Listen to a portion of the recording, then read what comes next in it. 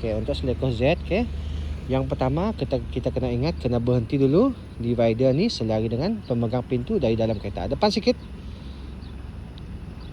Signal sebelah kanan, okey. Perlahan. Mun kereta rasa laju tekan clutch ah. Okey, tekan clutch biar dia gerak sendiri. Target point depan sikit. Okey, cun si pemegang pintu. Okey, jalan depan sikit. Tekan clutch, start engine. Clutch saya lepas perlahan-lahan ah. Relax ya. Okey, pusing habis steering.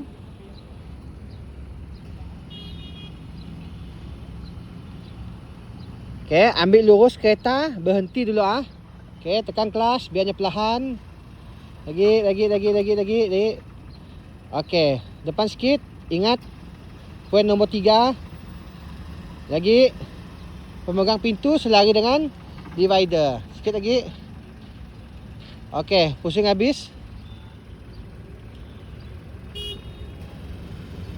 Kawal clutch ah, lepas clutch perlahan. Okey, jangan laju elak. Pusing habis steering. Steering pusing habis. Lagi sampai lurus kereta. Ambil lurus kereta. Sampai lurus. Okey, berhenti. Pusing 2 kali. 1, 2. Okey, signal sebelah kiri. Okey, tengok divider sebelah kiri. Lepas saja 9cc terus pusing steering ah.